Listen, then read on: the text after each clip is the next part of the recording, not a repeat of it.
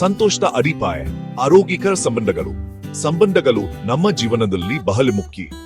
ಅವು ನಮಗೆ ಒಡನಾಟ, ಬೆಂಬ ಮತ್ತು ಪ್ರೀತಿಯನ್ನು ನೀಡುತ್ತವೆ.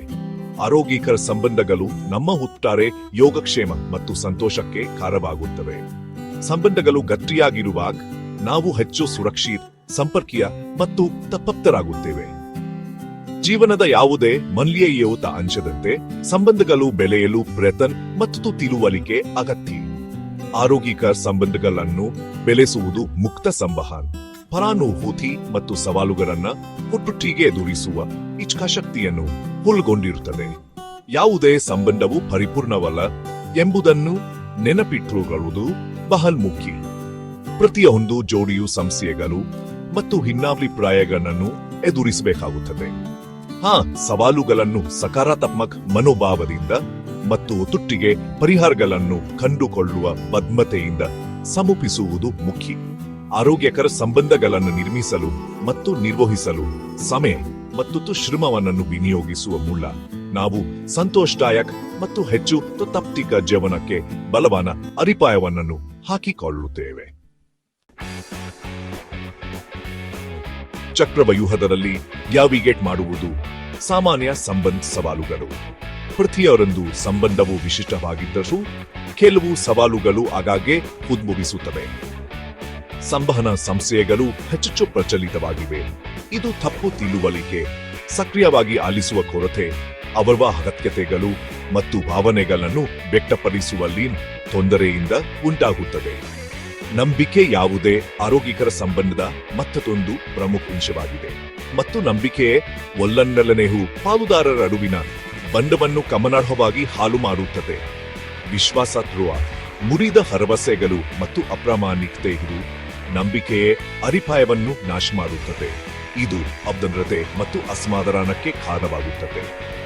ಸಂಘರ್ಷವು ಯಾವುದೇ ಸಂಬಂಧದ ಅನಿವಾರ್ಯ ಭಾಗವಾಗಿದೆ, ಆದರೆ ಪರಿಹರಿಸದ ಸಂಘರ್ಷಗಳು ಪಾಲುದಾರರ ನಡುವೆ ಅಂತರ್ ಮತ್ತು ಅಸಮಾಧಾನವನ್ನು ಉಂಟುಮಾಡಬಹುದು.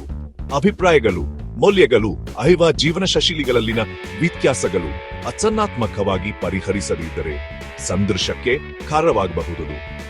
ಆರೋಗ್ಯಕರ ಮತ್ತು ತೃಪ್ತಿಕರ ಪಾಲುದಾರಿಕೆಯನ್ನು ಕಾಪಾಡಿಕೊಳ್ಳಲು ಅಸಾಮಾನ್ಯ ಸಂಬಂಧ ಸವಾಲುಗಳನ್ನು ಗುರುತಿಸುವುದು ಮತ್ತು ಪರಿಹರಿಸುವುದು ಅತ್ಯಗತ್ಯ.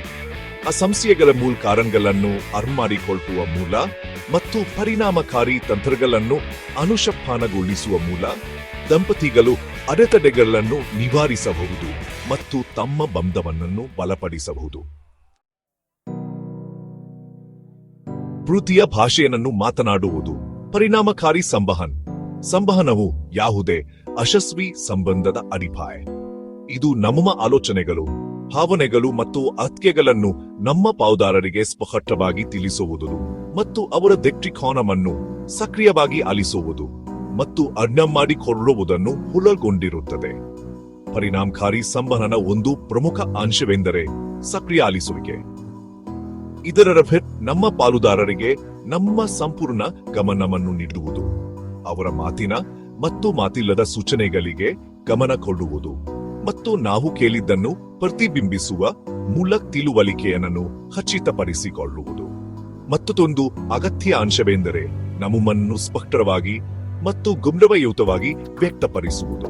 ಇದು ನಮ್ಮ ಪಾಲುದಾರರನ್ನು ದೂಷಿಸದೆ, ಆರೋಪಿಸದೆ, ನಮ್ಮ ಭಾವನೆಗಳು, ಅಗತ್ಯತೆಗಳು ಮತ್ತು ಆಸೆಗಳನ್ನು ವ್ಯಕ್ತಪಡಿಸಲು ನಾನು ಹೇಳಿಕೆಗಳನ್ನು ಬಳಸುವುದನ್ನು ಒಳಗೊಂಡಿರುತ್ತದೆ.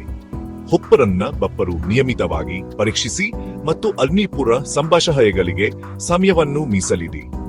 ಇದು ನಿಮ್ಮ ದಿನದ ಬಗ್ಗೆ ಚರ್ಚಿಸುವುದು, ನಿಮ್ಮ ಆಲೋಚನೆಗಳು ಮತ್ತು ಭಾವನೆಗಳನ್ನು ಹಂಚಿಕೊಳ್ಳುವುದು, ಅವ ಯಾವುದೇ ಅಚ್ಚರಿ ಇಲ್ಲದೆ ಒಬ್ಬರ ಸಹವಾಸವನ್ನು ಆನಂದಿಸುವುದನ್ನು ಒಳಗೊಂಡಿರಬಹುದು. ಸಂಪರ್ಕದ ಅಡಿಪಾಯ ನಂಬಿಕೆಯನ್ನು ಬೆಳೆಸುವುದು.